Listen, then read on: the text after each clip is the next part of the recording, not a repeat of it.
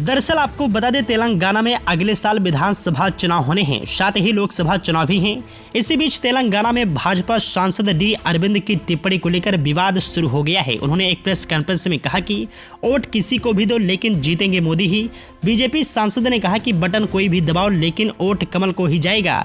उनके इस बयान को लेकर तेलंगाना में सियासत शुरू हो गई है। आइए आपको दिखाते हैं ये वीडियो। भाई साहब, आप नोटा पे डालो मैं ही जीतूंगा, आप गाड़ी पे कार पे डालो मैं ही जीतूंगा, आप हाथ पे डालो जीतेगा तो कमल ही। हम आपके बेनिफिट के लिए आएगा तो इतना तो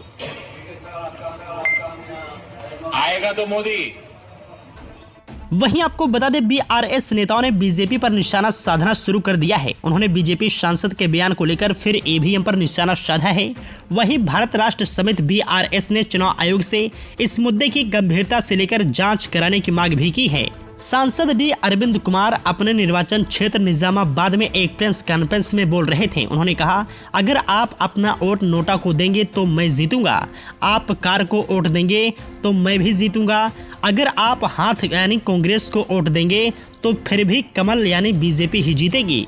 इतना ही नहीं, बीजेपी सांसद अरविंद कुमार ने दावा किया कि वोट आप किसी को भी दोगे आएंगे मोदी ही, बीजेपी को ही वोट जाएगा। टिप्पणी के बाद अरविंद ने कहा कि वह अहंकार के कारण नहीं बोल रहे हैं बल्कि लोगों की सेवा की है और उसी को लेकर उनके पास आए हैं। डी अरविंद कुमार के बयान पर बीआरएस नेता के कविता ने बीजेपी पर निशाना साधा। केसीआर की बेटी के कविता ने कहा कि वह भारत के चुनाव आयोग से अरविंद के बयान को गंभीरता से लेने का आग्रह करती हैं। उन्होंने हैदराबाद में मीडिया कर्मियों से कहा कि बीआरएस नेता चुनाव आयोग को एक ज्ञापन सौंपकर निजामाबाद से लोकसभा सदस्य की ओर से की गई टिप्पणियों पर गंभीरता से विचार करने का आग्रह करेंगे। वहीं आपको बता दें, मुख्यमंत्री के चंद्रशेखर राव की बेटी कविता ने कहा कि अशोक विश्वविद्यालय के एक प्रोफेसर के शोध पत्र ने पहले ही देश में इलेक्ट्रॉनिक वोटिंग मशीनों ईवीएम से छेड़छाड़ पर बहस छेड़ दी है।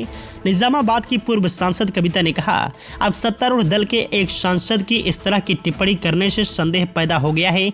भारत के चुनाव आयोग को इस पर गंभीरता से गौर करना चाहिए। वहीं आपको बता दें, अरविंद से 2019 में लोकसभा चुनाव हारने वाले बीआरएस नेता ने भी कुछ समुदायों को धमकी देने वाली उनकी टिप्पणियों की निंदा की। उन्होंने कहा कि चुनाव आयोग को उनके खिलाफ सख्त कार्रवाई करनी चाहिए। अपने प्रेस कॉन्फ्रेंस में एक सवाल का जवाब देते हुए भाजपा सांसद ने कहा था कि बुलडोजर का इस्तेमाल तभी किया जाएगा जब पथराव किया जाएगा।